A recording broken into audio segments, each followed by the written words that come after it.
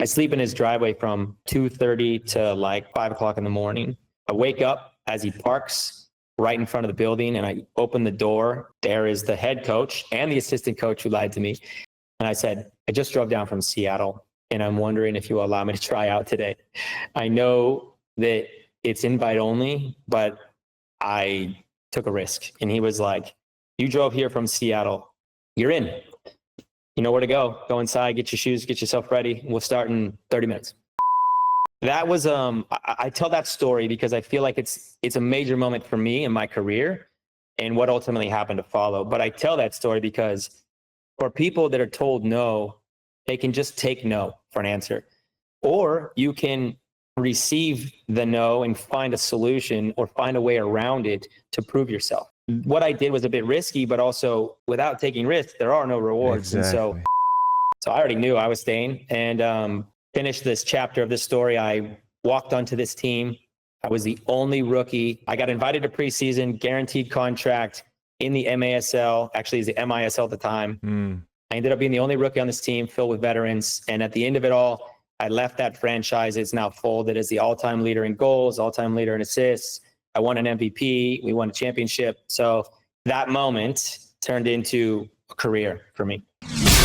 Step into the world of FC Game Changer, the football club that will change your game. We want to help boost your mindset, strength, and nutrition.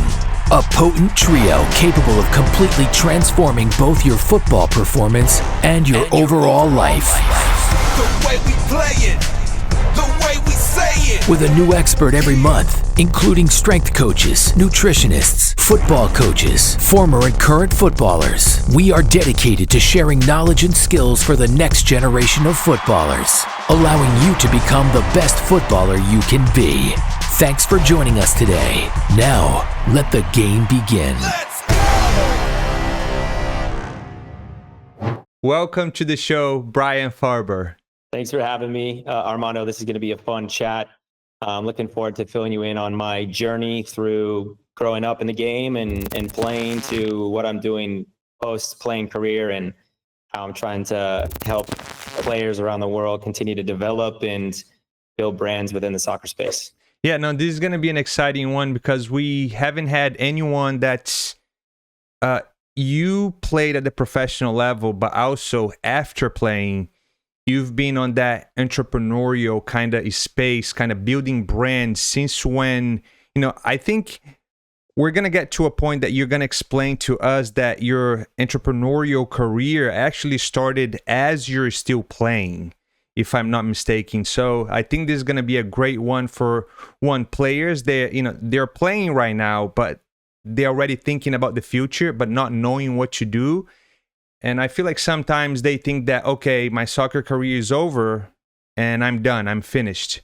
But there's so much more after their football career with the contacts that they've made, with networking that they've had, their name, their reputation. So this is going to be great. But before we get into all of these details, your journey, for people that don't know you, tell us your story and who is Brian Farber?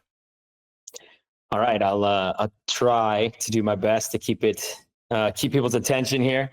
I grew up in a small town, Sandpoint, Idaho. Soccer was my favorite of all my sports, but I did everything, motocross, basketball, baseball, football.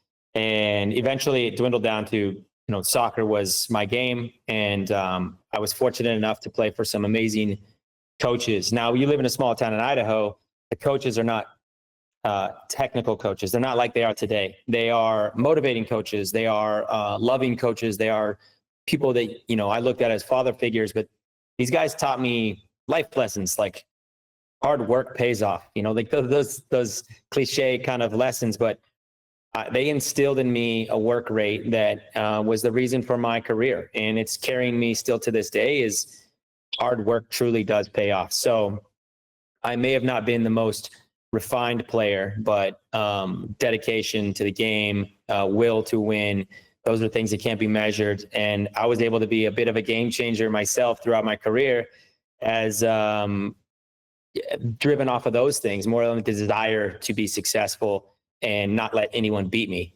And athletically, I was gifted. So speed and quickness helped me really achieve what I did. So coming out of high school, I got Idaho State Gatorade Player of the Year in 2000. It's been a while.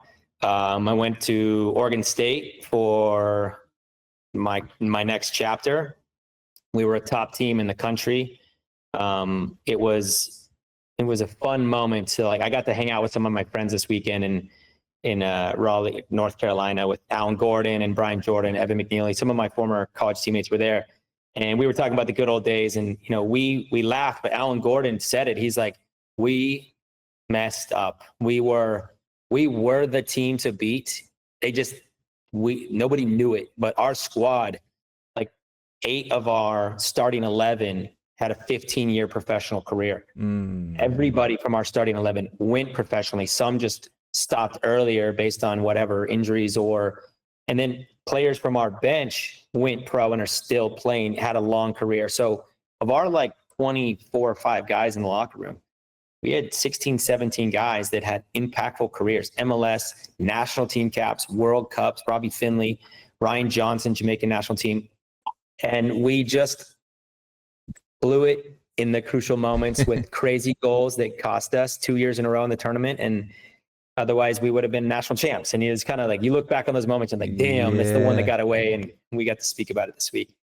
Following Oregon State, I want to touch base on this. I think this will be helpful for a lot of your listeners. Is I was supposed to fly to Florida for the MLS Combine, and the first time in history, the Portland airport shut down due to weather conditions. I could not fly out. I was on the phone with the airline at 2:00 in the morning, driving up for my 6 a.m. flight to Florida, and they're saying your flight is on. Interstate 5 was closed. I got turned around in Salem. I was driving a front-wheel drive to small little car, and I was the only car on the road. And the cop is like, "What are you doing?" I'm like, "I got somewhere to be, man. You can't stop me." So I drove home, woke up a couple hours later. Airport was shut down for 3 days, 2005. First time in history. So I didn't go to Florida, and I was the fastest guy in the country, and I didn't get to go show that. And so, speed is unteachable, and I would have got drafted purely by running a 4.2940. So that was unfortunate. And then I didn't get drafted. So I thought, well, that's it. That's the end of my soccer career. I'm not on a roster. So I got a job. I got a job in Portland, selling insurance. And I witnessed somebody doing their job pretty well, and I had no passion for it whatsoever. And I knew it wasn't the place for me, but I was dedicated to try to take care of myself in this new life.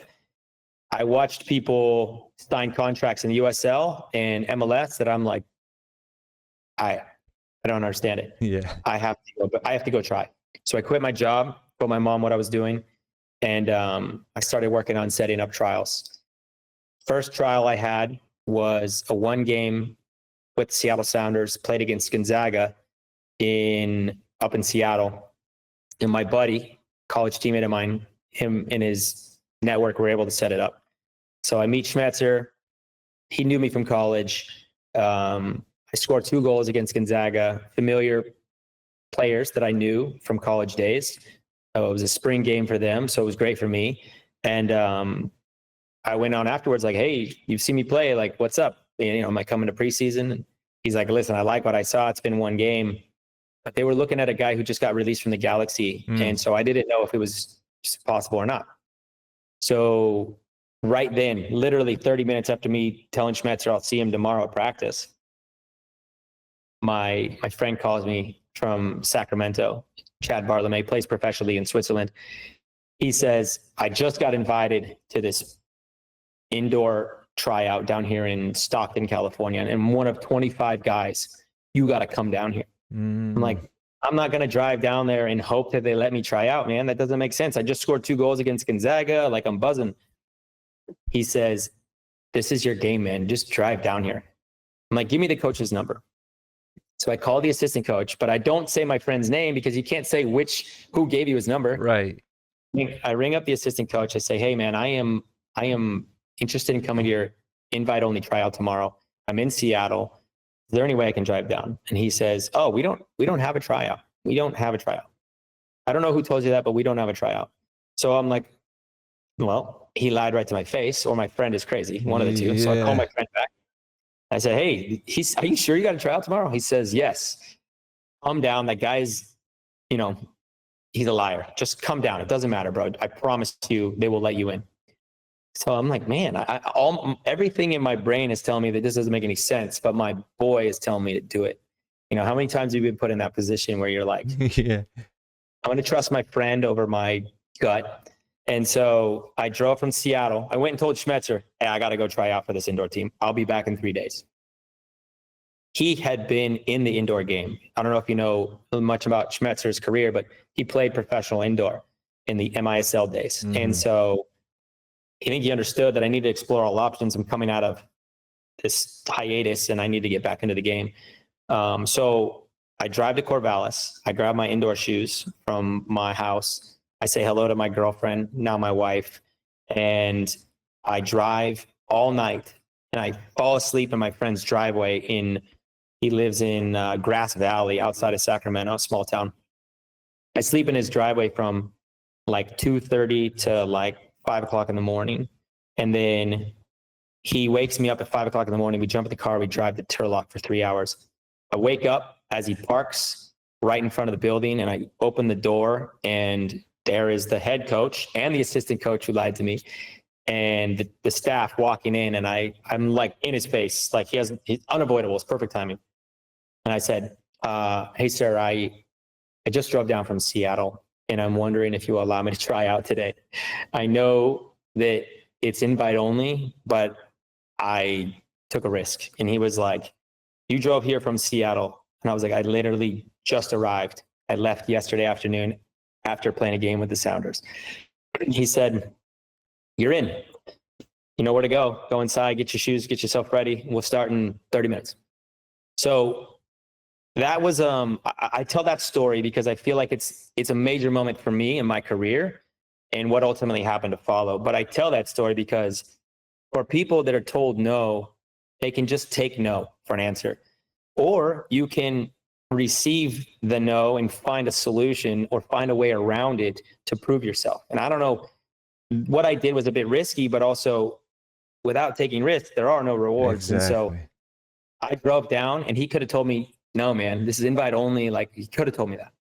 But, in this game, when people see that level of determination, they don't want to turn you away. Right? Yeah. So I tried out, and we played, just straight played. And it was teams of 7, and there was 4 teams. There was about 25, 26, maybe 28 guys, and goalkeepers in goal. And we played straight 5v5 plus keeper 6, standard indoor style in this pretty small field in Turlock. And winner stays, losers bounce, and there was 4 teams. And there was a period of time where my team won like 9 games in a row, and I scored like goal. I was just on it. Keep in mind, I wasn't even really fit. No. I just kind of got better. And I was also sore from the car ride and my game.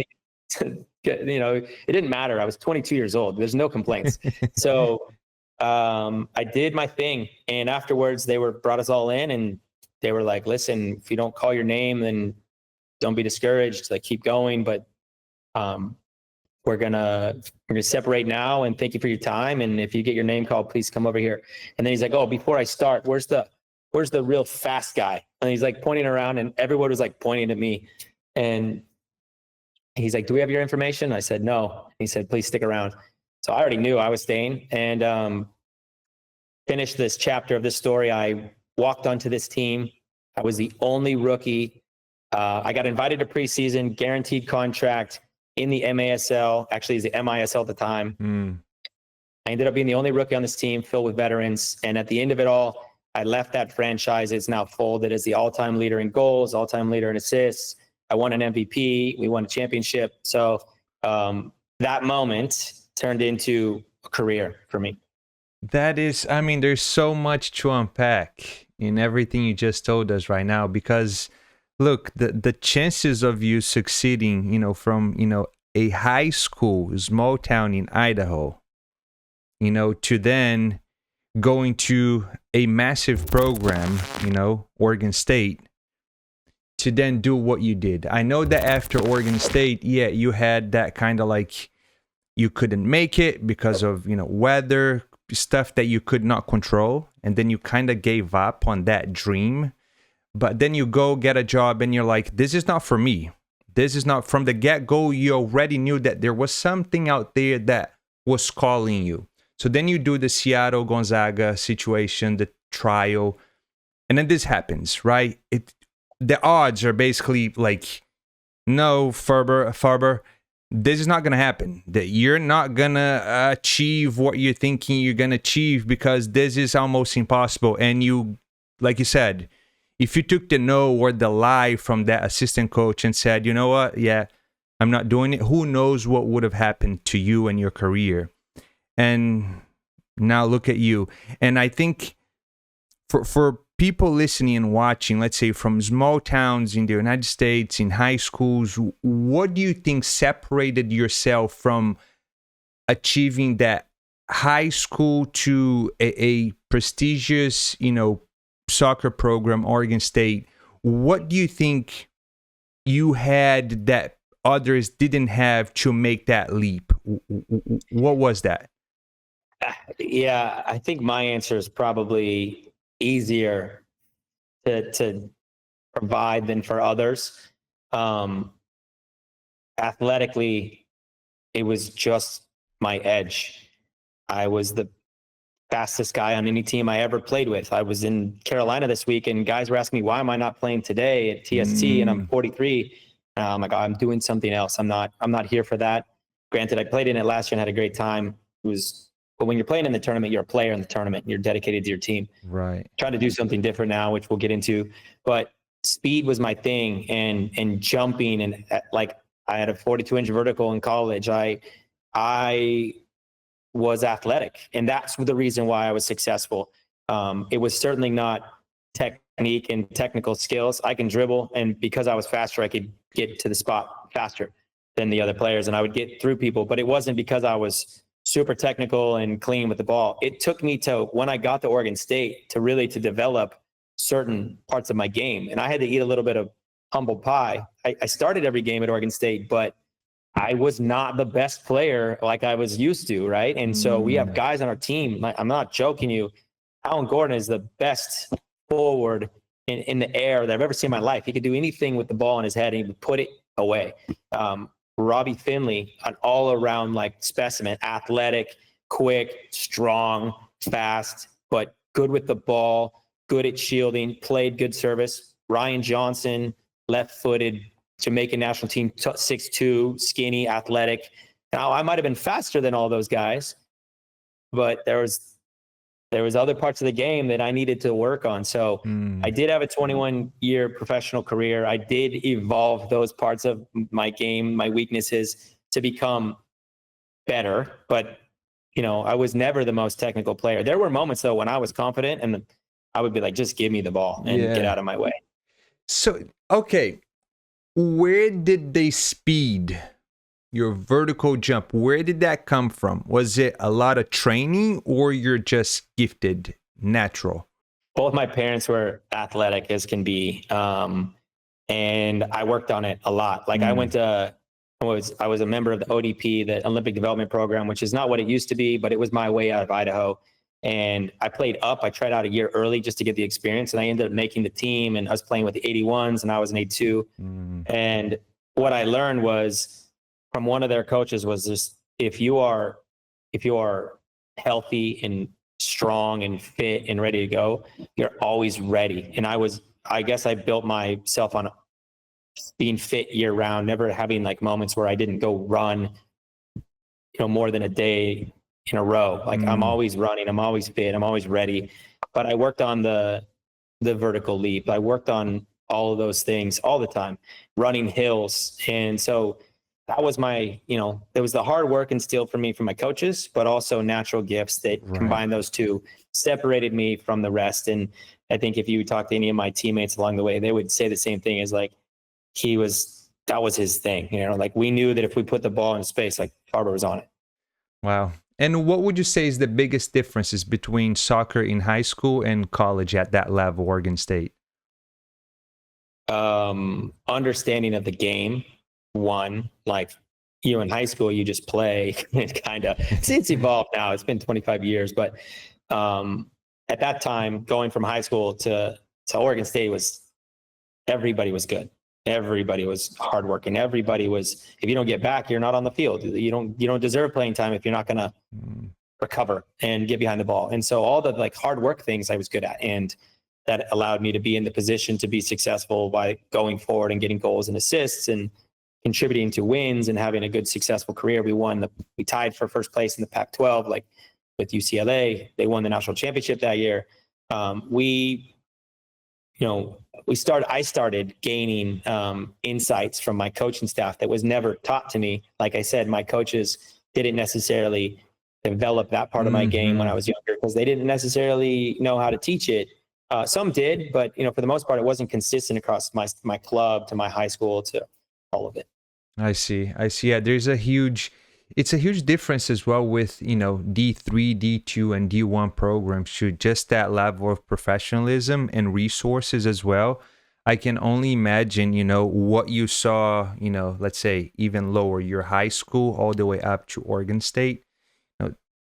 The amount of resources and the knowledge and the technology that you guys had to make you even a better player as well. Because, at that point, if you're playing for a program like that, you're good. There's no bad, really, really rough players at that level. So, yeah, that's very interesting. So then, yeah, Oregon State, how was it? How was playing for Oregon State? We had an amazing staff. It was led by Dana Taylor. We were there. I was recruited by Steve Simmons and Jesse Cormier, and these guys are all still heavily involved in the game, although at different programs now. We were a top 5 team in the country for 2 years in a row. That's awesome. And, some of the names I've listed already, starting from the back, our goalkeeper, Peter Billmeyer, was an absolute legend. He was a top recruit in the country. He was going to go to Creighton, but Dana Taylor was able to lure him away from Creighton to come to Oregon State. And then our back line, Christian Van Blumenstein and Kurt Ness and Ross Duncan, these guys were all Northwest kids. That's what the cool part about Oregon State used to be, was we were all Northwest kids. And then scattered in guys from Vegas and Boston and around. But, those guys won a national championship in Seattle, U18 level.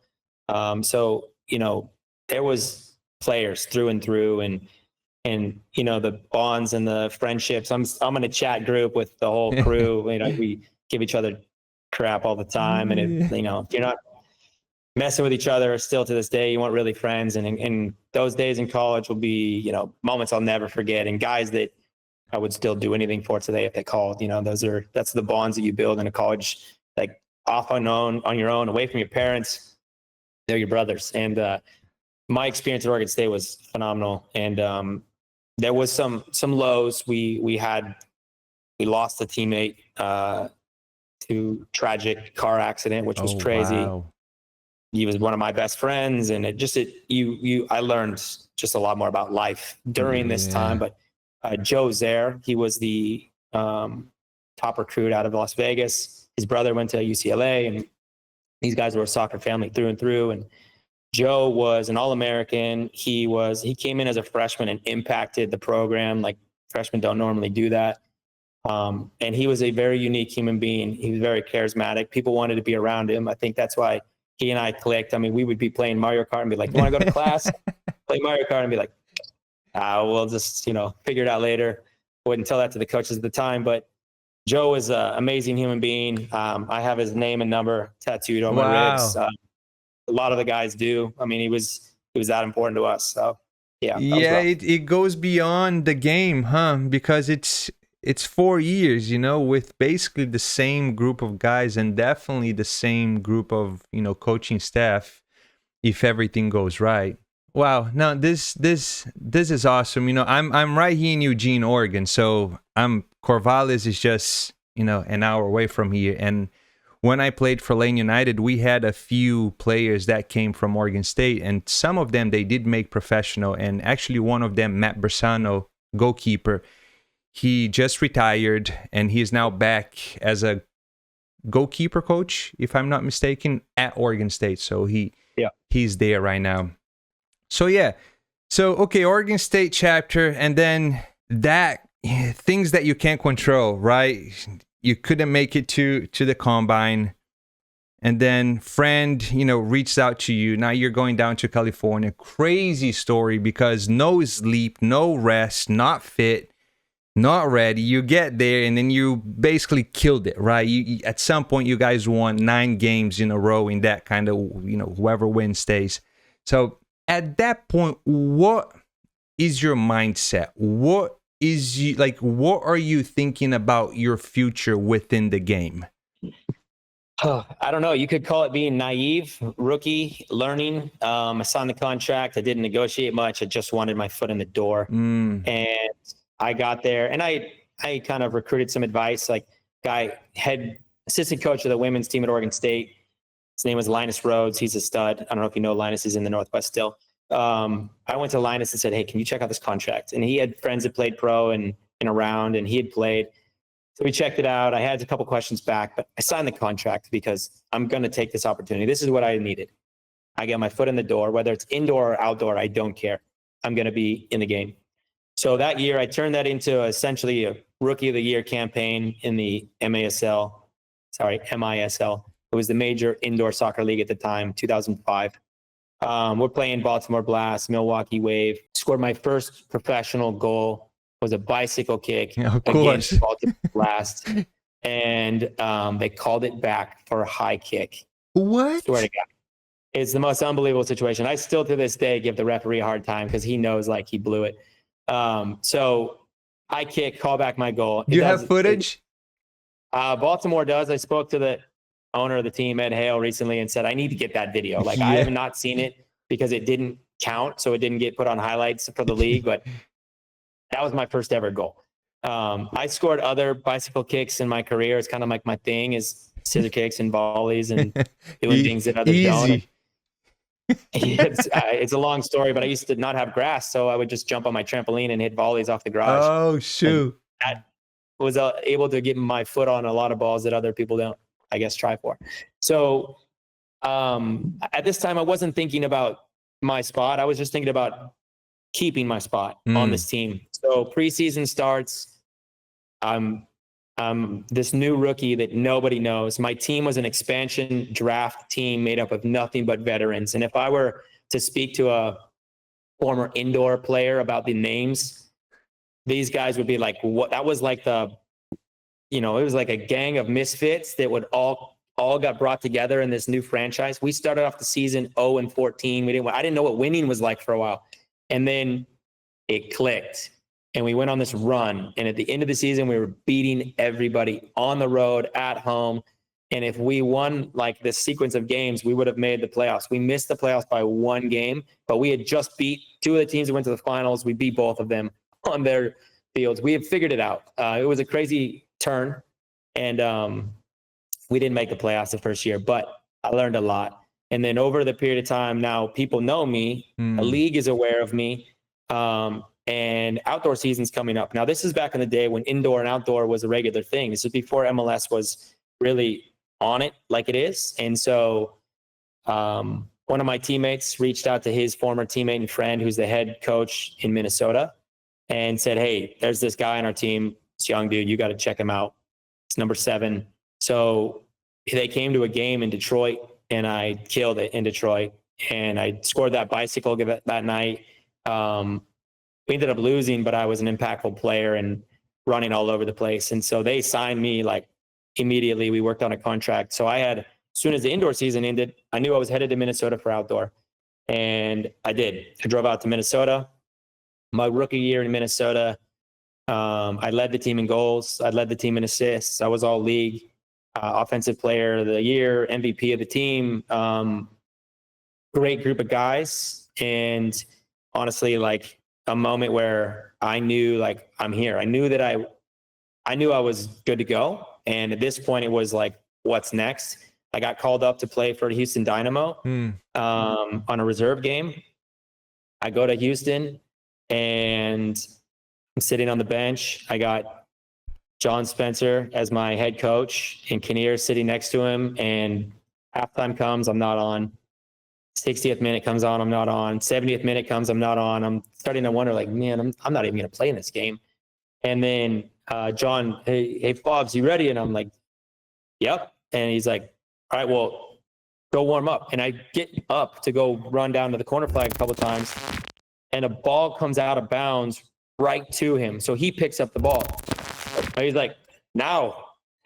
Now, I didn't even have a chance to do one jog. I've been sitting there for 65 minutes. I'm thinking, okay. So I go on the field right there midfield.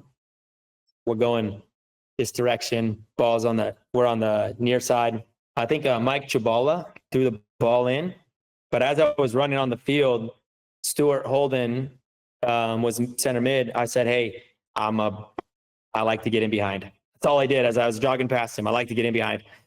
And ball gets thrown in, played to Stu. He takes a turn, cuts it, and sends me. And I just got into position on the far side. I sprint behind the defense. I run onto this ball. The goalkeeper came out because he thought he was going to just come out and clear it. And he realized he's not going to get there.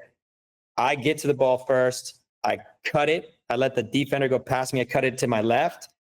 Keeper's trying to retreat. He's like in no man's land. And I just left foot chipped him far post. It was perfect. I was on the field for 8 seconds. I'm up where I just scored a goal. It's the game winner. And Holden runs over to me, grabs me. He's like, you weren't effing kidding, man. Played me over the top. And he got the assist. And then we knew each other for a grand total of 8 seconds on the field, and we connected. So I just told that story to you and Holden in Carolina. I'm like, man, without Stu playing me that ball, like a lot of things in my career don't happen.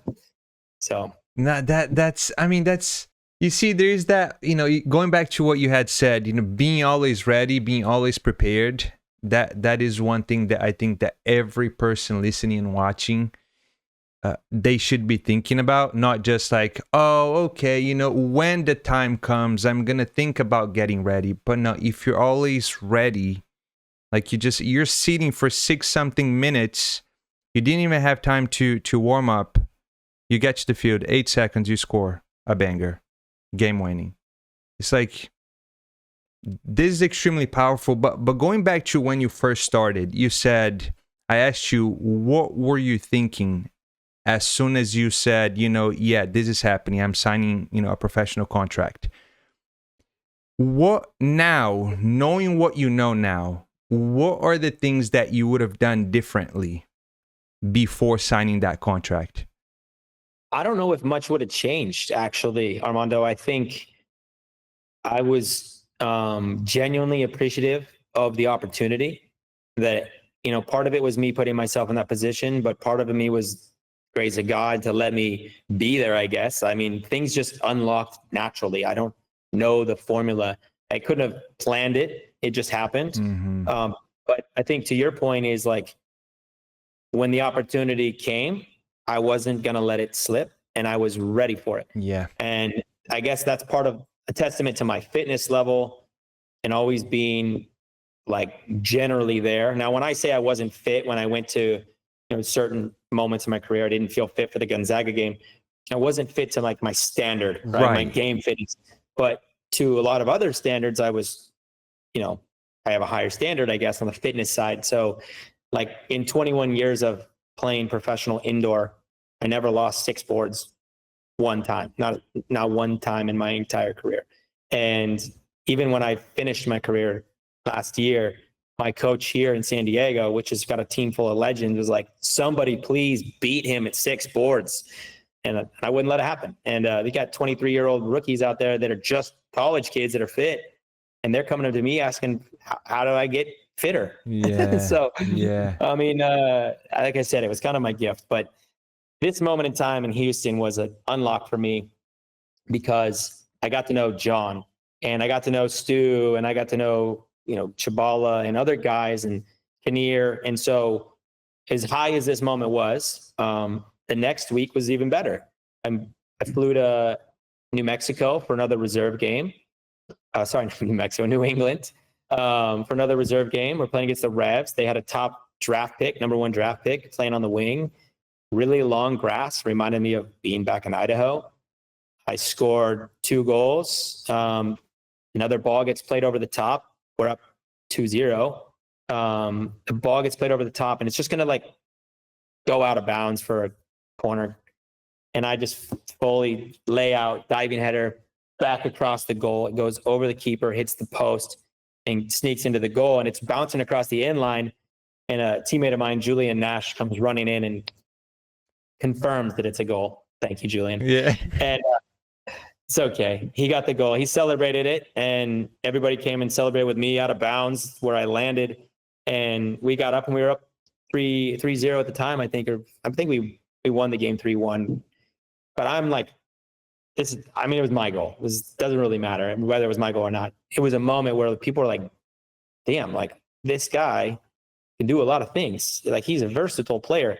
So I'd already been offered a contract the week before from Kinnear. This week solidified it. And not only did they give me a contract, they gave me a better contract now after seeing me play a second time. It had moving expenses, and it was a better senior development agreement versus just a regular development contract. And it was like perfect timing because somebody from our team had moved from the development roster to the full roster recently. I don't know who that was, whether that was Holden or somebody else. I don't know the name of the player, but there was an opening spot and they were looking to fill it with somebody else. And then they decided to give it to me and saw me play twice. I started that game. I'm now cramping in like the 80th minute. And I'm telling John, like my calves are cramping. I can't even run. He's like, you're staying out there because you're going to get fit. Like, this is what you need. Just get fit. It don't matter, man. Like, just go run. Like, have fun. You already got 2 goals and assists. So afterwards, we go up into the hotel room and they drop that news on me. Hey, this is the agreement we want to give you. Like, forget what we offered you last week. This is what we're giving you. It's gotten better. We can't wait to get you 100% of the time in Houston. So Kinnear is now calling my indoor team to release my rights. Oh, wow. And they would not do it. So now what am I supposed to do? I am a player. I got an agent, but my agent says there's nothing he can do. And this agreement that I signed with the indoor team when I didn't know anything on the business side supersedes my MLS offer, and I can't go. I'm held back. And it's crazy because there was a mutual relationship between the two groups, and I don't want to say anything negative. It didn't work out. And so that was taken from me, which was a little frustrating. And part of the game is there are moments that go your way and there are moments that don't. And these are moments that are out of your control. So I could look back at this moment and be mad about it. And to be fair, I am a little bit frustrated because I'm a little discouraged because I don't know what would have happened. So in Houston, I then had to sign a 3-day contract to play every weekend on the reserves, but I couldn't get into the first team games where Kinnear is telling me, if they just release your rights, I can put you in for the last 5 or 10 minutes. Right now, we need you. Like, if we're down a goal, nobody can keep up with you, right? We're going to put you in. You got legendary players like Brian Mullen running the wing, but when you sub off Mullen in the 85th minute and you give me 5 minutes, who knows what I could do? Yeah. So I never got that chance, which was a little frustrating. But after that situation, we went to Kansas City. I was there all summer. And then I tore 3 ligaments in my ankle in Kansas City. Oh. And I was out for 8 months. And now at this time in the MLS in 2006 or whatever it was, I was on a reserve contract. I didn't get my surgery covered. So I never had surgery. I rehabbed it, but it was getting better. I was back in Idaho, getting healthy. And then, situations happen. My dogs got in a fight and they were like going to kill each other. And I ran out, broke it up, but it was like they're fighting in the sprinkler. And so I was wet and I was wearing slides from coming back from PT. It slipped and my ankle, and it was like, great. So that set me back, which was, part of the process. So after this moment, I had to spend a lot of time rehabbing, and then I didn't go back to Houston until the next year. And the same thing, indoor team was not going to let go of my rights. I signed a 5-year deal. So it was challenging. Although they would loan me out during the off season to indoor, or sorry, to outdoor. USL, Minnesota, and then Portland for 3 years. That was just a thing that happened. Wow. Yeah, that must be frustrating, but from what I'm seeing here, the mindset counts a lot as well. Things that you can and cannot control. And I feel like you did navigate this extremely well, much better than most people. I know that you feel the frustration, but you're able to navigate. But then, the setback also happened. That didn't help. And yeah, I mean, but you had mentioned you had what, a 21-year professional career. Is that correct? Yeah. Like, how does one stay healthy and on top of their game for 21 years at the professional level? Yeah. Taking care of yourself. I just always focused on those little things. Now, friends that might be watching this might say, well, wait a second, he was hurt. I got hurt. Let's not say it incorrect. I had injuries. They caught up to me. But in my early years, from call it 22 to 30, no injuries. It was like, besides that ankle injury, which was crazy. Once I got back from that, I was good to go for a while. There was a period of time where I went indoor, outdoor for like 5 years. And the day that we would either get eliminated from the playoffs, I would be in my car and driving back to my next team, and then starting preseason, joining them late in preseason, and then the same thing, loading up my car and driving to the next one. So after my second year in indoor, I had really established myself as a high-level player, an impactful player, game changer. Yeah. Scoring goals, getting assists, and people were fearful of me on the defense. And so that year in Minnesota was good for me outdoor, but then back to indoor, another good year. And then Portland Timbers came calling, and my coach in Minnesota had moved to Minnesota, from Minnesota to Portland. He's the assistant. So they called me, hey, like, we want you here. And so I signed my contract. I actually remember this conversation very well. I got in a car accident. I jumped over something. At the end of the indoor season, I got in a pretty bad car accident, and I messed up my back. So after, this period of time was going well, a car accident, I'm not allowed to like do anything physically. I'm not allowed to play for a couple months. A rehab going on, but my back and my neck were pretty banged up. And so I finally get cleared, but I was supposed to have a trial in Germany at Kaiserslautern. And I was supposed to fly over to Germany. I already had the ticket booked. I was ready to go.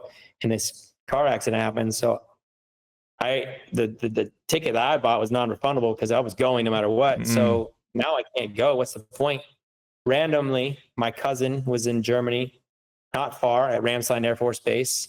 So I'm like, well, I'm just going to take this trip. So I booked another trip. I brought my wife now, but my girlfriend at the time, my fiance at the time, I think, actually. I brought her with me to Germany, and we decided we're just going to make a trip of it. We're going to go check out Europe. While I'm there, I get the itch. I want to play. So I go to a local German team. I didn't even bring cleats, and they're like, hey, show up. So I showed up. I play, kill it. They're like, okay, great. I want you to go train with this team tomorrow. Get this other guy's phone number, get a hold of him. My cousin's helping me with it. Get a hold of him. I show up at practice, and I'm in the locker room. Now, none of these guys want to speak to me. They don't want to speak English, just want to speak German to each other. They look at me as the enemy trying to come in and take a spot. Yeah. And, I didn't realize that. I was naive. I just started to play.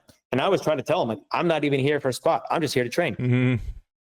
So I get there, and they're like, do you have running shoes? I'm like, yeah. And they're like, okay, cool. Oh, so no. we're doing fitness today.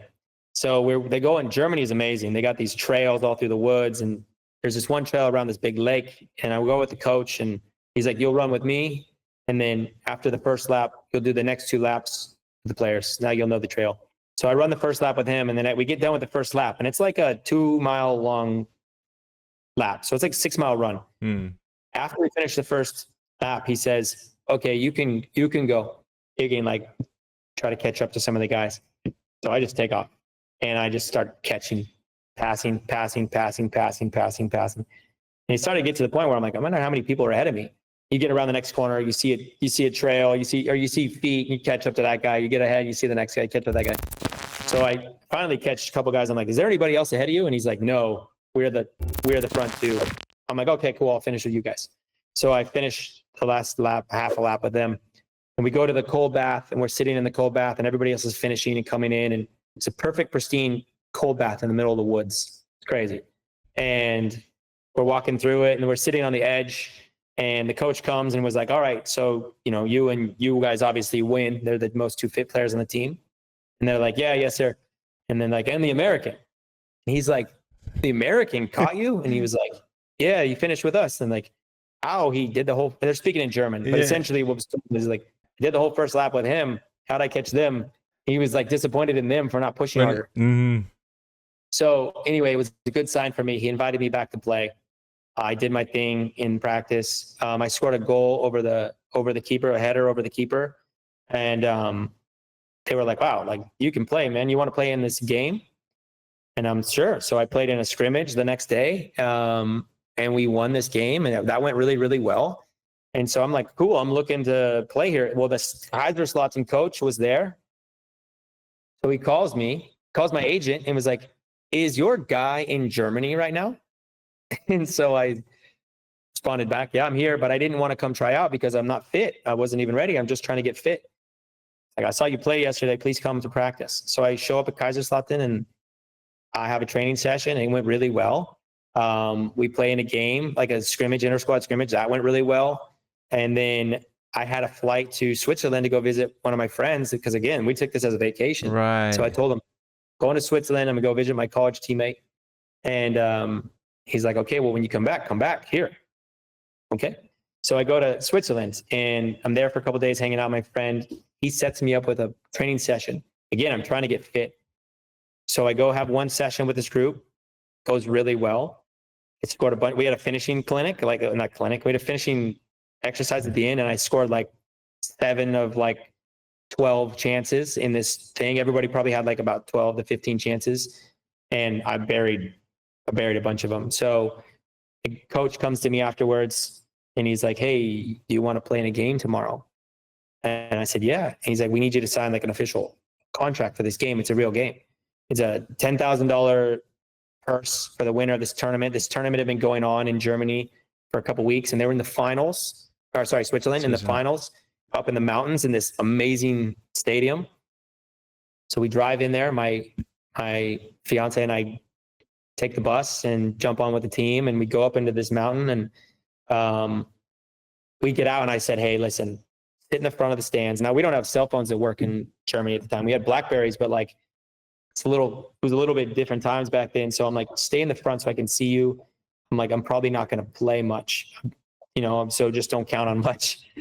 I walk in the locker room, and they have me starting, and I got the game-winning assist. We won 1-0. We won 10,000 euros.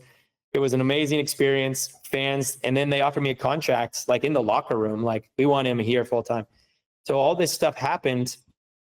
We were in the Rhine River having a cup of coffee, talking about it with my wife and I, and just like, what are we going to do? Are we going to sign this agreement in Germany? Are we going to sign this agreement in Switzerland?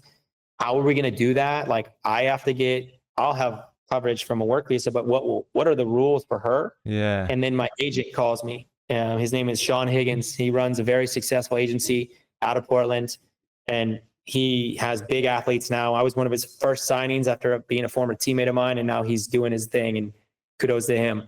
But he calls me and says, hey, Portland is interested in you.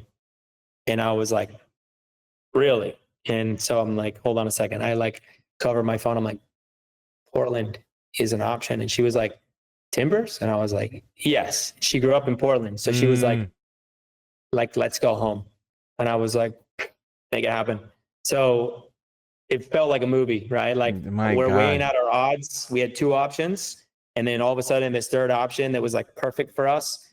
So I played in Portland for the next couple of years, and my first ever game in Portland was an awesome experience. I can tell you more about that in a second. Yeah, I mean, so this is a movie. I mean, at some point, someone's gonna have to either make a movie or a documentary about you and your journey, because oh my God, it's just, again, going back to the chances, the odds for everything that has happened to you, you know, and then like the opportunities that also keep coming from, you know, all paths, and you're like, so yeah, life is very interesting because depending on what option you choose to go with, again, who knows where you would be right now. Yeah. And it's so interesting to me how, you know, life happens that way. Yeah, so after all of that, so yeah, you're back home now, back home for your wife, now wife, yeah, back then fiance. But yeah, so now you guys, okay, going back home, Portland Timbers it is. You already kind of used to living in Oregon because you stayed for 4 years at Oregon State. So I'm sure that, you know, adaptation phase, that wasn't hard at all. But the level was different because, you know, in Oregon you played at university and now you're playing professionally, but with the background that you already had.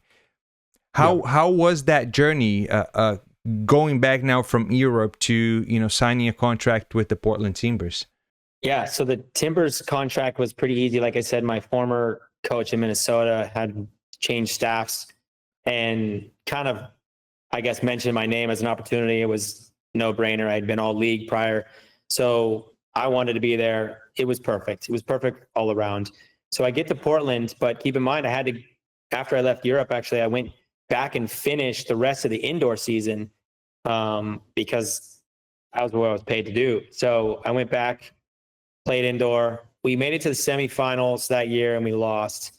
But it wasn't the worst thing for me. It allowed me to get to Portland a couple of days sooner. So I get to Portland. I show up. They've been in preseason for like 6 weeks, double days. All that stuff was behind them. I didn't have to do the beat test. I didn't have to do all the fitness runs. I was just coming in from the indoor. And so the guys are calling me like the indoor guy, right? Yeah. Because I haven't made a name for myself in indoor MVP. And so it's like, sure, I'll take the indoor situation. They don't know me. These guys don't know me. Some of them do. And I get there way late in preseason. They actually released a player to Utah to bring me in. The day he left is the day I came in. So it was a little bit awkward because it was like a make way for a guy that had been in the group and been having fun for the last 6 weeks and thinking he's there and probably scoring goals in preseason, and now he's gone. So I was getting like kind of, you know, different vibes from the different guys, getting to know some of them. I knew some from college, knew George Jostin from Gonzaga, but I didn't know a lot of them. And so, not personally. And so we have a game like 3 days after I arrive. And so that means the day before the game is a light day. And I basically have one session the day I got there to like shake off the rust and one session to try to like get myself into it. And then it's going to be a light day. So I shake off the rust the first day. Next day we have bit of an intense session, and I did some things in this set. We had a like tournament where played at 21 points and losing team goes off, winning team stays, and you get 3 points per win, 1 for a tie. And my team won, and I scored a couple goals, and it felt good to like show people that I can do this. It was perfect. It was small-sided. It was like, you know, my style. And but I was clinical in front of goal that day. And so the next day, the light day, they post the roster on the locker room.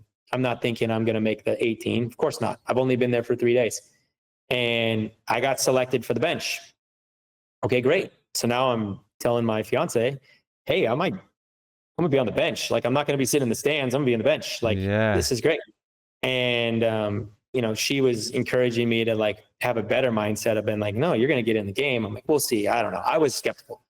So we're playing against Carolina, and I'm on the bench, halftime, 0-0, come out second half, 0-0.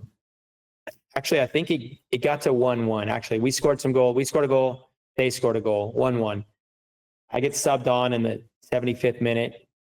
I score a back post header. Ryan Poor down the flank, serves the ball to the back post. I jump, smash it, celebrate in front of the Timbers Army. I've been on the field for 5 minutes. First goal in Portland. Jump the gate and celebrate those guys. There's nothing better feeling than celebrating with the Timbers Army. It's like the best feeling in the whole world, in my opinion. And those guys embraced me from early on. I got that first goal my first game, so it was super fun. I left the arena that night and I walked across the street from PGE Park at the time, and I walked into the local bar, and it was like scarves and, let me buy you a drink. And it was like I had arrived in Portland. It felt great.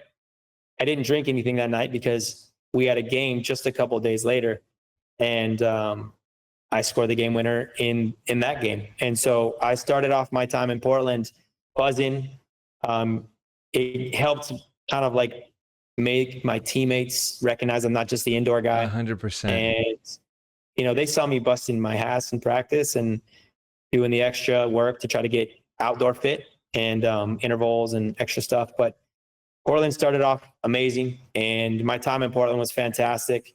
But at the end of the 3 years, I ended up getting hurt pretty bad. I tore my fascia and my hamstring. Oh, wow. And it was it was pretty bad. It had me out for the whole season, which was super unfortunate.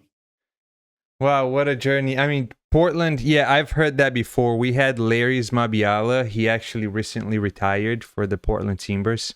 And he said the same thing. There's nothing better to score a goal and go celebrate with the Army. Like it is. I mean, even they're known for being one of the most fun and kind of hardcore fans in the MLS. Yeah. So wow. So what happens? And as you're navigating your professional career, what I'm thinking and kind of seeing some things that, as you're saying, the contacts that you've been making, relationships, the networking, you keep mentioning a lot of names that you kept in contact with. What after Portland Timbers, the 3 years that you stayed there, what's next? And at that point, especially as you get injured, what are you thinking, for your future career? Because I see a lot of players, professional players that, as they get older, as they get injured, they don't know much what's going to happen, and they can't, perform as good as they used to because the age is catching up, unless if you're Cristiano Ronaldo, but that's an anomaly.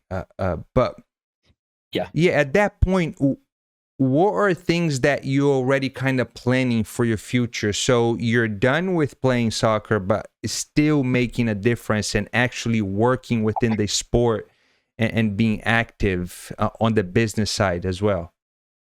Yeah. I'll actually jump through this next phase kind of fast because we're obviously going long. But at that point in Portland, my injury really was rough. I couldn't even put a sock on my foot. Part of this was actually still stemmed from my original car accident and the ongoing issue there, which I'd never had a hamstring issue in my life until that car accident. And then I had chronic hamstring issues ever since. So after Portland, there was other teams that wanted me around the league. And I took the option to go to North Carolina, play for NCFC. At this time, it was the Carolina Railhawks. And Coach Martin Rennie, who ended up going to Vancouver Whitecaps. So Martin liked me from the years that I played against his teams. He brought me in. I played a year in North Carolina. My wife and I got pregnant. It was like, let's go settle down somewhere. Where do we want to go? I had an option to go play indoor in Milwaukee for the Wave under Keith Tozer, legendary coach in the game. And I always wanted to play for Keith. And I had an option to go to San Diego. The captain of the team at the time was my former captain in my first indoor team. And he said, come play for the Sockers. This is where you want to be. And San Diego, Milwaukee, I moved to San Diego with my wife. We started our family. We had our first baby here. And now we have 3. So nice. San Diego is home for as long as I can foresee.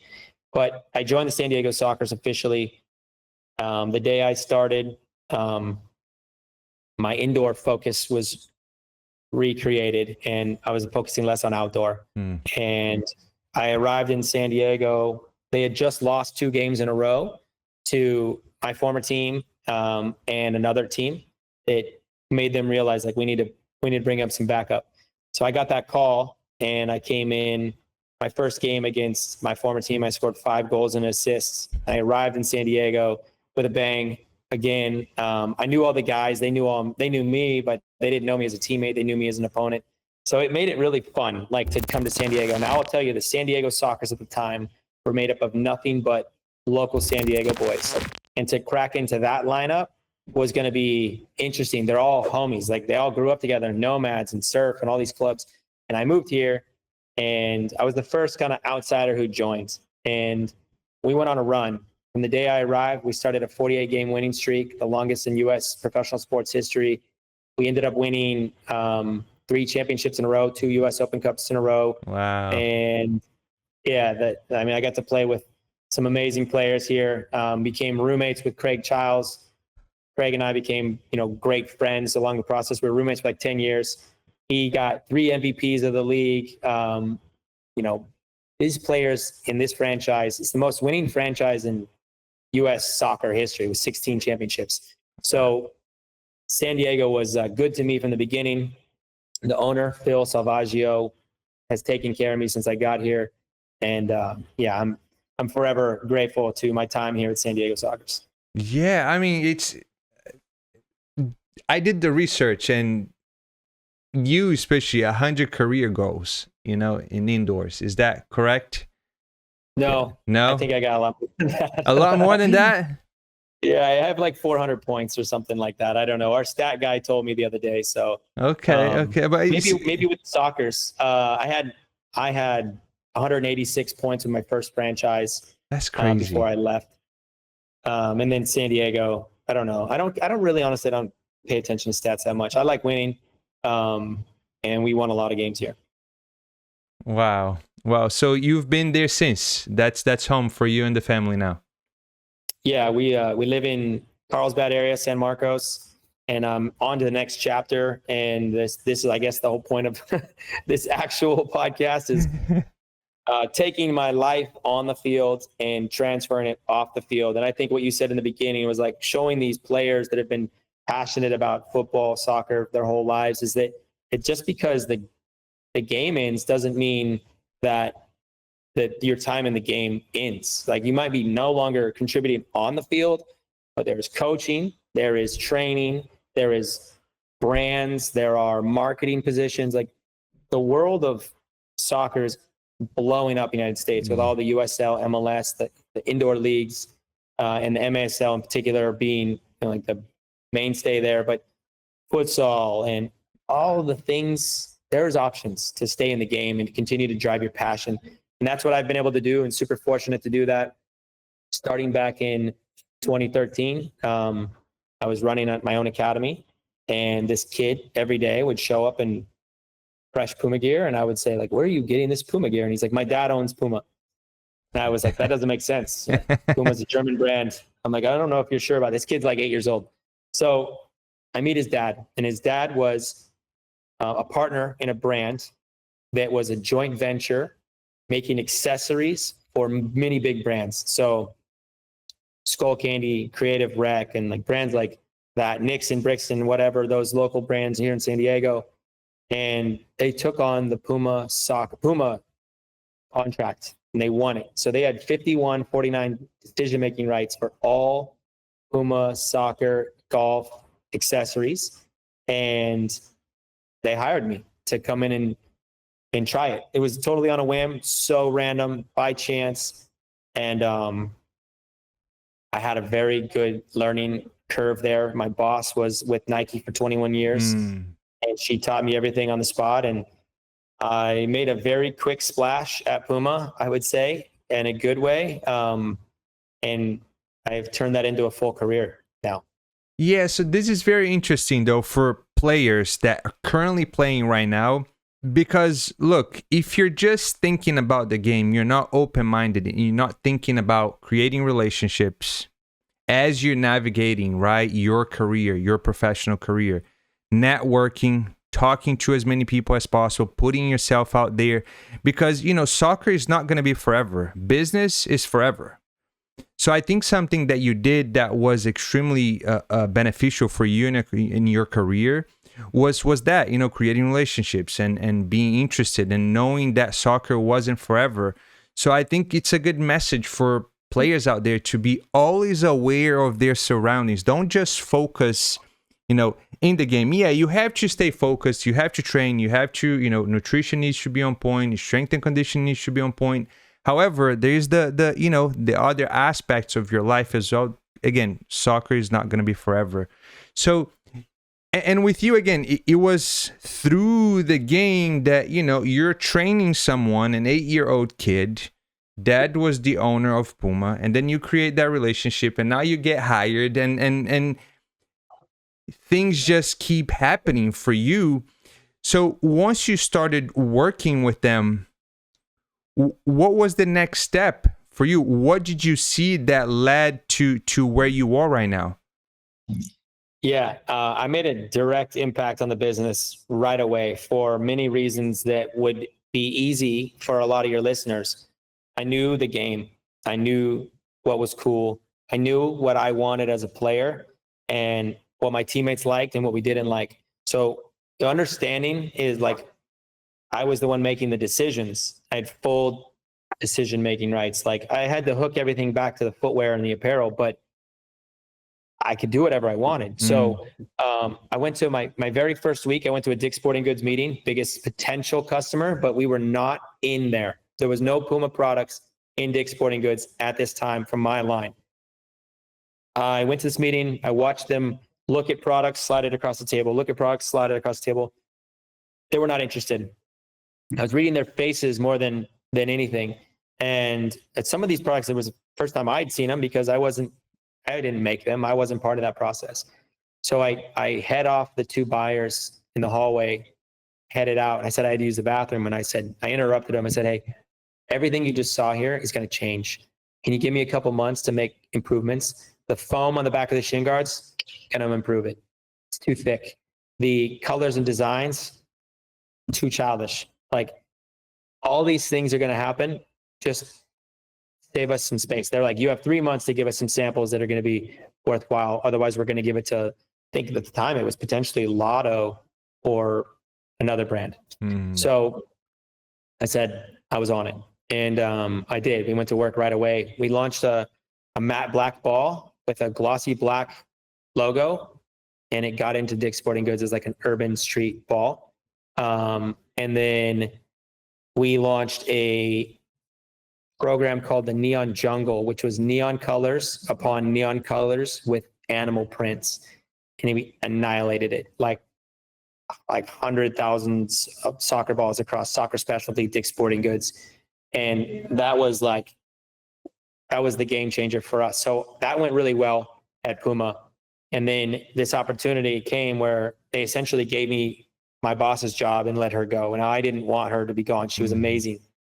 She started looking for a job, and she calls me and said, I have a suggestion for you. You should apply for this job. That company was known as Skills, SKLZ. And they were a baseball, golf, and performance brand. And their headquarters was 10 minutes away from my house. So if anybody that's paying attention to this is familiar with the brand Skills, when I got there, it had the star kick. It had the thing you wrap around your waist and you kick it and it comes back. Not exactly a real training product, but it did a lot of sales. And then the rest was based off of a technology from some goals. And the owner of these goals was a company called Quick Play out of England. And Skills saw this technology in England, met the owners of the company. Their names are Alan and Will. And they brought Alan to the United States to become the head of design and engineering. I took the job at Skills as the head of soccer, head of the global category. And I met Alan in 2014. And we sat down and we developed the entire Skills soccer line and launched 16 items in the next season and became the #1 soccer training brand in the entire world through our efforts together. And we built this bond and this relationship, and Skills was buzzing. And it was through my relationships with guys like Mo Ali and, influencers like that. There was a lot of others. But Mo was pretty impactful in the brand. And again, I saw him this weekend in Carolina. It was good to catch up. But it's just like these long-lasting relationships that you speak about. I was contacting teammates and building a partnership program and selling to them and selling to the clubs. And I built everything that was essentially needed from a coach's standpoint to influence the players. And so Skills was the #1 soccer training brand at the world, like in the whole entire world. I was traveling, I was presenting to Dortmund, and I was in Schalke. It's a surreal experience. I presented at Liverpool. It was a really fun time. I learned a lot on the job. And that company was, again, like not a soccer brand until I got there. But the president of Skills at the time was the current president of Surf. His name is Brian Ingy. He's a former captain of the Harvard soccer team. He's a soccer guy. His daughter played for the U17 national team. I just saw her this morning. She's running a camp. I gave her some goals. It's like it all comes full circle. And that's how I operate my life, and it's worked in the business world. Yeah. So one thing that you mentioned when you first came into Puma, kind of backtracking a little bit, I'm sure that the executives making, the calls in terms of creating the equipment, the accessories, the for soccer players, they've never played. They didn't know the game that much. They had the business mindset, but you come in as like, I know exactly what I like because I've been, playing for 20 plus years. I know what my teammates, it's all you paying attention as well as you were playing to your surroundings too, and knowing exactly what everyone needed and wanted. And then you get to a business settings, boom, you make that impact from the get-go because you had the eye, you knew exactly what people wanted. So then it was kind of, in a way, easier for you to convince them in terms of, hey, look, this is bad. Give me 3 months. I'm going to make everything right for you. We're going to succeed. Boom, that happens. They fire your boss, but then she comes back to you and say, hey, Skills, apply. You apply for the job. You get it. When you see a few months, years later, your Skills are now the top product. I myself, I own a lot of Skills products because I also coach on the side as well, just to give back to the community. But I always choose to go with Skills. And it's very interesting if people are listening and watching and picking up the clues and kind of tips, strategies that you've been kind of talking about. A lot of people can have that same success that you've been having because, there's so much more, and you're far from just retiring and stop working, because I can tell that you're going to be doing this for the next 20, 30, 40, who knows how many years now. So you mentioned Quick Play. So do you now have how did the relationship happen? So you're working with Skills, but what happens? Are you still working with Skills? How did everything happen with Quick Play? Or talk a little bit more about that. It's a great story, honestly. So as I mentioned, when I first got the Skills, Alan Holland, one of the founders, he lived in San Diego. We started building the Skills line together completely. And he was the design, engineering, product team. He had a whole team underneath him of a product team that was really focused on product testing, engineering, angles, impacts, accelerated life testing, materials to withstand the weather, the sun, the elements, 65-mile-an-hour balls hitting it at any angle. He is an amazing human being when it comes to the product development side. And I was the B licensed coach. I was running my own private training academy. I was hundreds of kids in my private training academy here in San Diego, where I would take all the products to the field and test for hours and even use them specifically in my sessions to get reps and count them and tell them, hey, this over last night and this week I've got over 2,000 reps into this rebounder. And I would bring that back to him. And so it was a perfect relationship between he and I. He needed that in the real life. Drop testing, things you would never think about. You take a rebounder onto your car and you drop it 3 feet from the truck or the SUV to the ground. Is there a risk of what part cracking and breaking? Those are things that he thinks. I don't think about that. I think about, is this ball going to give me it with front spin as if I pass the ball to you? Or is he going to pop it up and give me a bad bouncing ball, which I do not want? Right. So I'm thinking authentic to the game. He's thinking authentic to warranty and lasting and being like, I would give him the challenge and he would give me the solution. And we were building this line together for a long time. But here was the rules. Alan was still a founder of Quick Play. So Quick Play, still operating out of the UK, they owned the UK territory. Skills, licensing the technology, owned this technology for the US territory. So we stayed out of each other's territories. However, the rest of the world was up for grabs. And so Skills was growing pretty fast because we had a lot of global international distribution partners, which I would travel to Australia or wherever, all over Europe to go meet these guys in Canada to help the distribution team understand our product. Alan left Skills, went back to the UK to start his family and to focus on the brand that he established from the beginning. There was a lot of changes that had happened at Skills, so he went back to focus on Quick Play.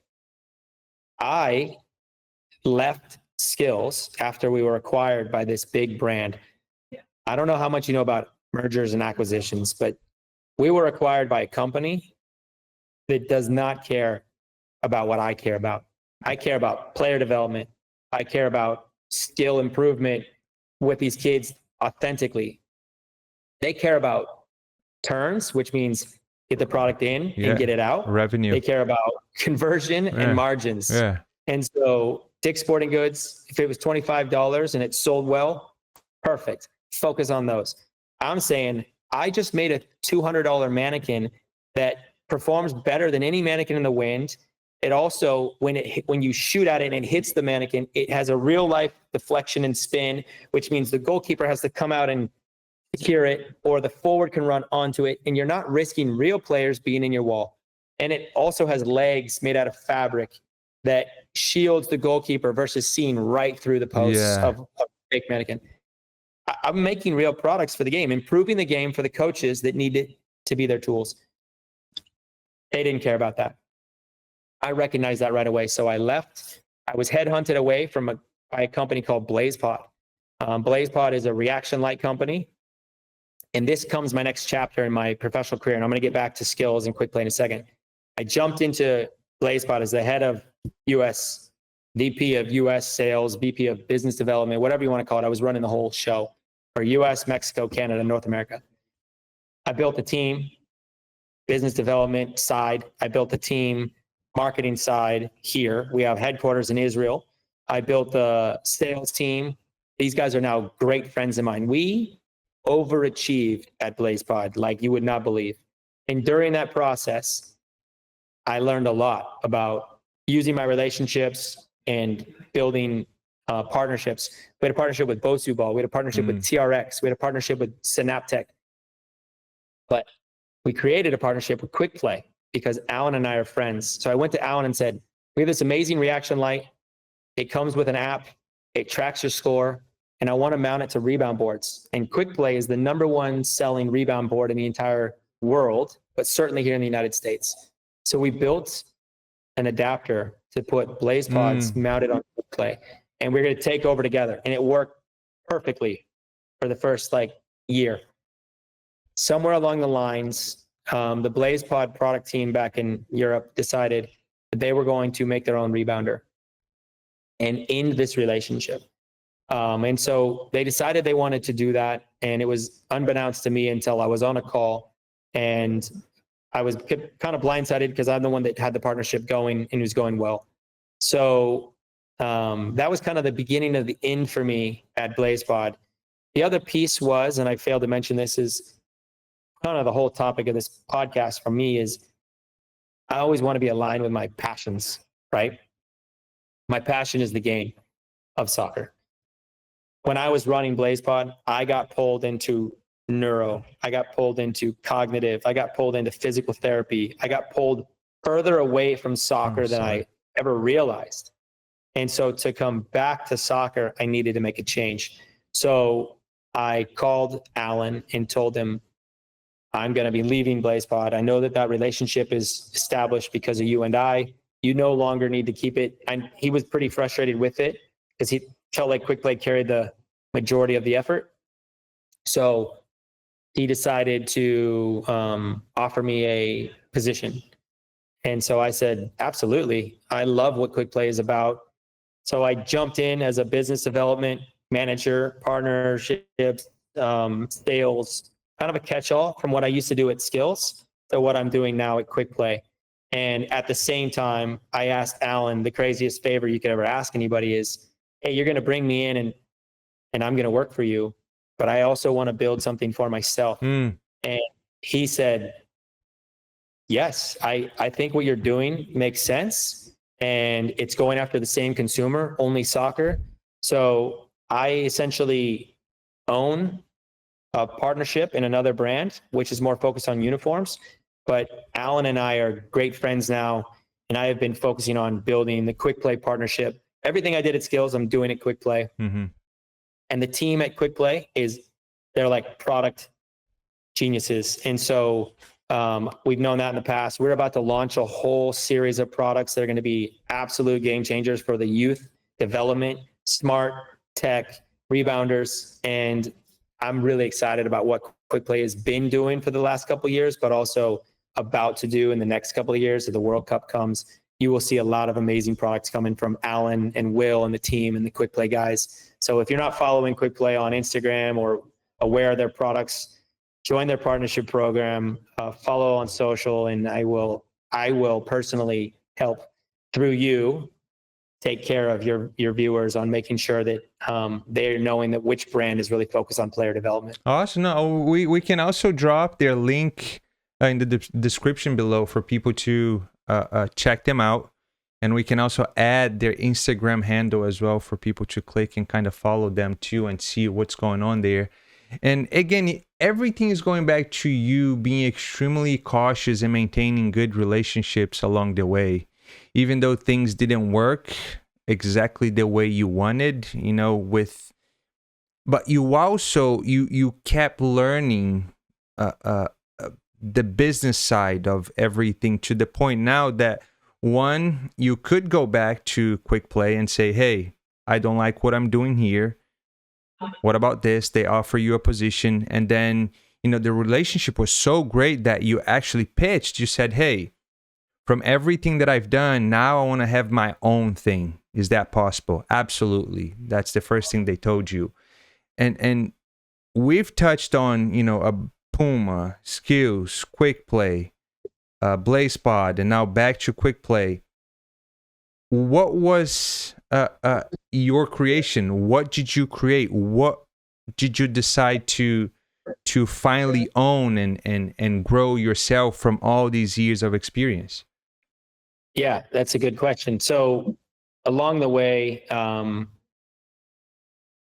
my whole life has been built around this game and elements of this game. So what I did at Skills, I learned a lot of. I was an entrepreneur within that space.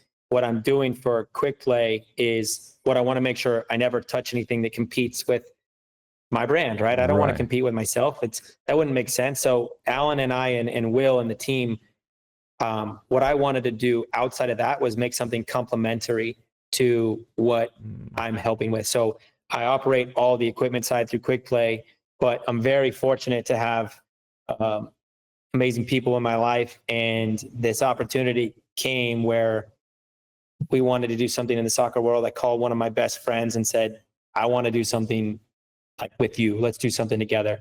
So I called Chuck Rodriguez, and he's the former head of Skills, Rock Tape, Trigger Point, Harbinger, like 20 brands after the merger and acquisition that happened. He was the head of all of it here in San Diego, and his son has become like an MLS Next star, and he's on the field every weekend. He's seeing the game. And I'm like, I want to do something together with you in the soccer space. And he's like, that's so crazy. I was thinking the same thing just the other day. Let's meet. So I had connected him to another friend of mine on a brand called Flight Sports. It's called FLITE Sports. And I had connected them, and they started working on this, and they built this over like the last couple of years. And when I decided to leave BlazePod, I basically told him, like, I want in on that now. Like, I know I helped you create that, but like, I want in on that now. So I jumped in as an official partner with the owner of the San Diego Sockers and Chuck, the president. And now we make uniforms for youth clubs, futsal clubs, high school teams, college teams, pro teams. And most recently, as of last night, we just won the TST tournament in Cary, North Congrats. Carolina with Bumpy Pitch. And they won it on the men's side, and we won it last year with La Bombonera. So uniforms and accessories and the things that I did at Puma, they're all being brought into this brand, and it's so fun right now when we're booming this new business together. It's like working in the space I love with people I love, and it's going to be an amazing experience. Yeah, no, I'm excited to keep seeing. You know, you mentioned TST. We talked off camera. It's been just 3 years of the tournament, and you've had, look at that bump. Yep. A huge shout out, Bumpy Pitch. Huge shout out to them. Congrats to everyone involved, because it's $1 million prize for the winner. So this is very, very exciting. And you said that last year the winner as well was wearing Flight Sports, which is 2 years in a row the winner wearing the full kit from Flight Sports. It's amazing. I have a few items as well that I can guarantee everyone that it is a something different that no one has ever seen before. Because what I liked when we first started talking is the customization and how much detail and effort you guys make to make the customer happy and buy into what you're doing. And plus the quality too. So we're definitely going to put down the description below for everyone to access the website. Also social media, your own social media as well, so people can understand and know, look up and see what you've been doing, what Flight Sports have been doing. And what is the next step? What do you guys see for the next 5 to 10 years with Flight Sports? What is that long-term goal? Yeah, that's a great question. We're in a really fortunate position where we don't have to grow extremely fast. Like, you grow too fast and you make mistakes. You grow too fast and you let down your customers. We pride ourselves on several things that we truly feel like has been winning us business. Last year I jumped into the company, they had 40 partners. Today we have 170 partners. Amazing. And like, the growth has been organic. It's not, we don't have a marketing engine putting out new content every day. We are growing through word of mouth. We get one happy customer in Florida. All of a sudden we're on fields. We have 3 new partners in Florida. We have one happy customer over here in Sacramento. All of a sudden we're on fields. We have 5 new people in Sacramento. We take care of our customers the way that they want to be taken care of. We serve the underserved. Nike, Adidas, Puma, Capelli, the big brands, they go after the big clubs, which totally makes sense. There are so many other clubs that feel underserved, and we do that. And we've been doing it very well. We've been growing our back end and our operations team. We can handle big clubs. We now have a club that we're speaking to with 4,000 players in it. The sky is the limit right now. Coming off of the TST this week, we had a really unbelievable, truly unbelievable story. I reached out a couple months ago, right before, to Hope Solo's agent through a friend of mine, utilizing my network. And I pitched her the idea as like, Hope, let me make your uniforms. Let me make them unique to you. And she was unbelievable. Like, she was an unbelievable human being throughout the process. And I don't know if anybody watched her play. You should go back and watch her games.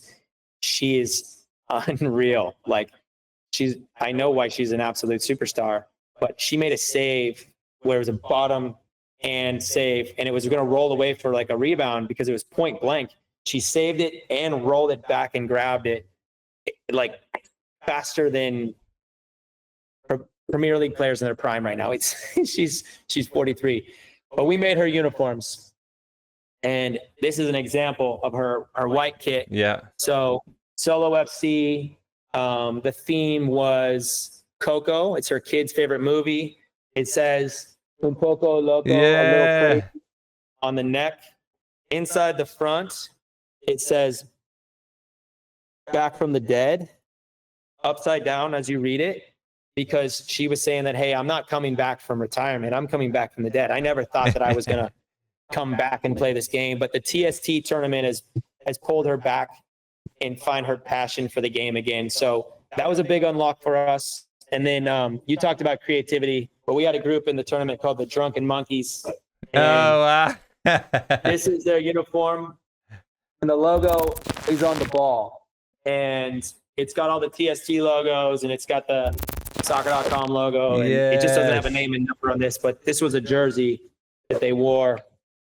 And we believe that next year's event will be even bigger for us. Yeah, no, I'm excited to keep following that too, because I did follow, because we have Soccer Dave that we actually had him on the podcast as well. We had Theo Kicks Balls. He was on the podcast as well, so he was there. So I kept following everything, and I did see Bumpy Pitch. They won the whole thing, so huge shout out to them. Shout out to Soccer Dave. Shout out to Theo Kicks Balls. And I'm going to try to see if I can make more connections to maybe, I'm in Eugene, Oregon, so I'm the West Coast, but if I find the right connections to maybe find a team to play with, I'm going to be at that point, I'm going to be 35. So, or even to go just to meet more people, networking, create more relationships, because it's a good vibe. I could see from everything that I watched that it's a good tournament, and I know for sure that it's only going to keep growing as well. And we can't forget, FC Game Changer, for all of you watching, listening, we're partnering with Flight Sports. So we do have the FC Game Changer store within the Flight Sports website. We're going to link in the description below as well. You can go in and choose your uniforms, and we have accessories there as well for you. So we're going to make sure that now that the announcement has been done, we're going to be putting out content, showing you guys more of what Flight Sports is capable of doing, creating. And it's not just because I'm partnering with Flight Sports. From the stuff that they've sent me and that I've been wearing, using, the product is next level. The comfort and the customization as well, just like you showed, Farber. It's amazing, the attention to detail, and also how much you care about the customers. And I hope as you grow, it gets to a point that you have thousands, millions of customers. I know that you're going to be able to still maintain that feeling of care and that you are always taking care of your customers. So, and I really appreciate that too. Yeah, we're all about the customer and truly partnering. We've learned this through and through, where we take care of somebody, and once they feel the connection to the brand, they want others to experience it in the same way. You have a big network. It's a perfect example is if we make your gear and somebody's like, I want that for me, you're going to connect us. And once you've had a good experience with us, and they will too. It's really exciting to partner with you guys at FC Game Changer, and I'm going to get you some quick play products, and obviously you have your own custom shirts, but it's just the start. And maybe we can get you on a TST team next year. I had a blast in Cary. I hung out with Soccer Dave. I hung out with Theo. I hung out with Adi. I don't know if you have him on the show yet, but he's putting out some unbelievable content. Unbelievable content. I haven't connected with him, but to me, him and Theo are one of the funniest creators in soccer right now. Yeah, they were both in the same place at the same time having a conversation, and I gave him an idea. We'll see if it ever surfaces, but those guys are, that's what this game needs is more guys like that, and not the same old content. And I love what they're doing. And then Dave is an amazing human being. I'm going to tell a story for Dave.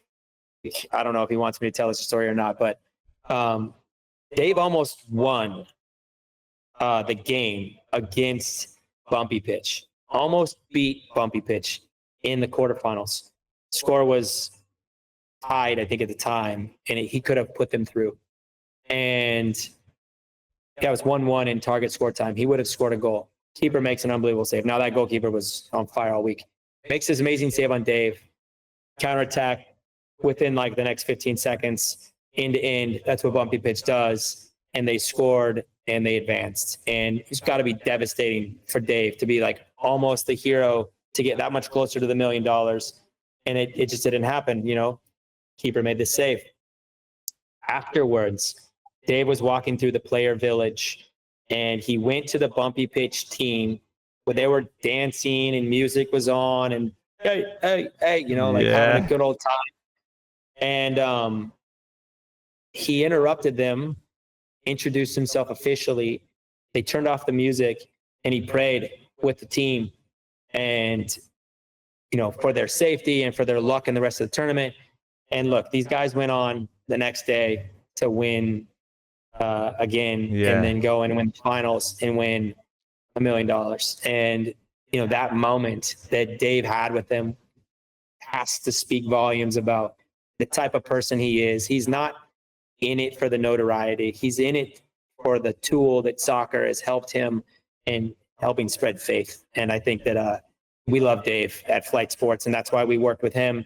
And we'll continue to work with him and see what he does. But he is an amazing human being. And even just this weekend, I spoke to my church about bringing Dave in to Carlsbad to present or speak to the kids. He's a professional player right now. Yeah. And he's traveling the world and spreading faith. And I think he's really cool. Yeah, he's amazing. You guys are going to see a side of Dave that you've never seen before on our podcast. And I think it's going to be very interesting for even his audience that I don't think many people knew about him. And that doesn't surprise me, what you just told me. But yeah. We are super excited. From now on, all the content we're going to be creating, we're definitely going to be wearing all Flight Sports. We're going to be, you know, talking about Flight Sports.